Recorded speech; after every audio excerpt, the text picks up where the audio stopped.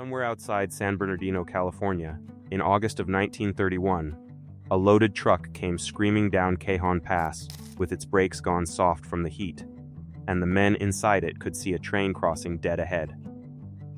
That truck belonged to Clessie Cummins, the founder of what's now one of the biggest engine makers on Earth, and he was in the middle of setting a cross-country speed record, running his diesel-powered rig from coast to coast in just over 97 hours. They made it through. But Cummins never forgot how close it came, and that one mountain pass would end up reshaping how every heavy truck on the road slows itself down. To understand why that moment mattered so much, you have to understand who Clessie Cummins actually was. He wasn't some outside inventor stumbling onto trucking by accident. He'd founded the Cummins Engine Company back in 1919, and by the time of that near miss, he'd already spent over a decade building his life around diesel engineering. He'd go on to hold 33 US patents by the time he died. Engines were his obsession, not his job. And in the world he worked in, there was a problem everybody accepted as just part of the business. Trucks going down long mountain grades had almost nothing to slow them down except their own drum brakes, and drum brakes hated heat. Push them hard enough for long enough on a descent like Cajon Pass, and the friction cooked them until they simply stopped working. Drivers called it brake fade, and it killed people.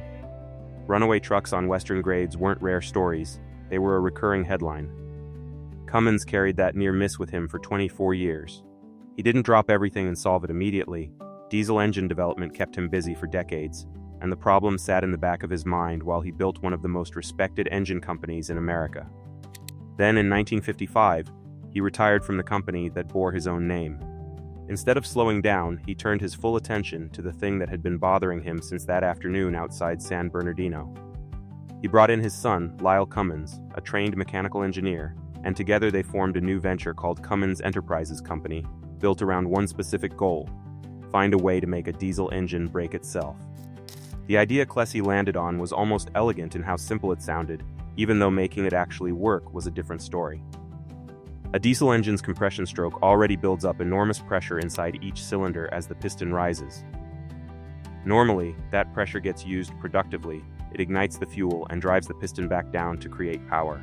But Cummins realized that if you could pop the exhaust valve open at exactly the right instant, right at the top of that compression stroke, you could vent all that built-up pressure out through the exhaust before it ever had the chance to push the piston back down and return energy to the crankshaft.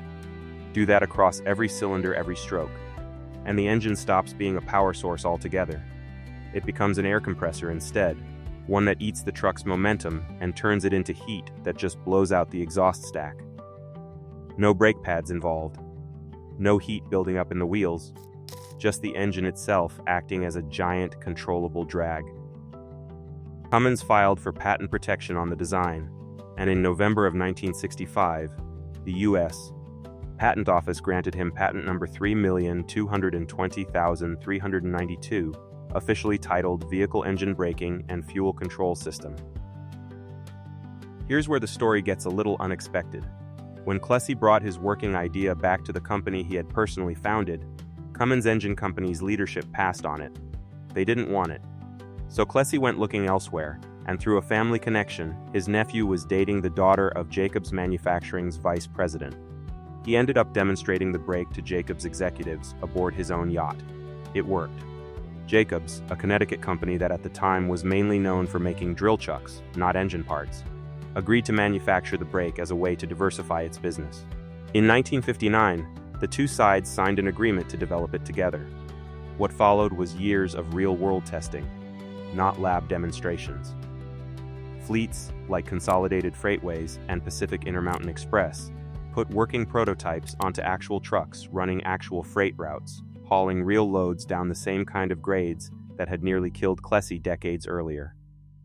If you're finding the history behind everyday trucking tech like this interesting, this channel breaks down more of it every week. The stuff you use or hear on the road but never learned the story behind. Subscribe if that's useful to you. Now here's how this thing actually made it into production, and how it earned its name. In 1961, the first production units, badged the Model 20, rolled out installed in Cummins' own NH series engines, and 368 of them sold in that very first year. 2 years later, in 1963, Detroit Diesel adopted the same compression release braking system into their 71 series engines as well. And from there, it started spreading across the entire heavy-duty diesel industry. As for the name, it wasn't some marketing invention. Truckers and mechanics started calling it the Jake Brake simply because it came out of Jacobs Manufacturing, and the nickname stuck so hard that it eventually became the informal name for compression release engine brakes in general, even ones made by other manufacturers. What Clessie Cummins built didn't just solve a mechanical problem, it changed the physics of how a loaded truck handles a mountain. Drivers descending long grades could now hold a controlled speed using engine braking alone, saving their wheel brakes for when they actually needed them, which meant less brake fade, fewer overheated drums, and dramatically fewer runaway truck incidents on the same kind of roads that had nearly ended Clessie's life outside San Bernardino. A U.S. Department of Transportation field study from 1982 found that trucks equipped with a retarder like the Jake Brake were roughly 3 times less likely to end up in a runaway accident than trucks running without one.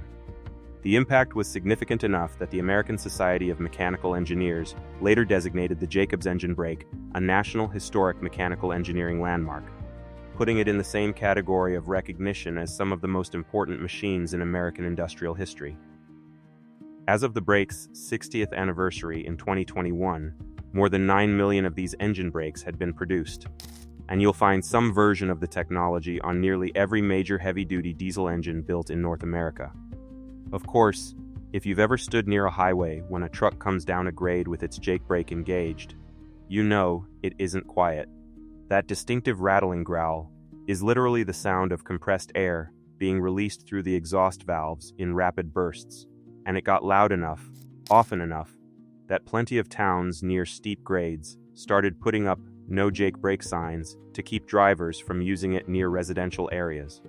Jacobs Vehicle Systems has spent years developing quieter versions of the technology to deal with exactly that complaint, while also legally pushing back on signage that uses their trademark name generically. There's one more twist worth knowing. Jacobs Vehicle Systems operated as its own company for 6 decades after that 1959 agreement. Then, in 2022, Cummins Inc., the very company Clessie Cummins founded, and the same company that initially turned down his invention, acquired Jacobs Vehicle Systems outright. 60-some years later, the Jake Brake ended up back under the roof of the company whose founder invented it in the first place.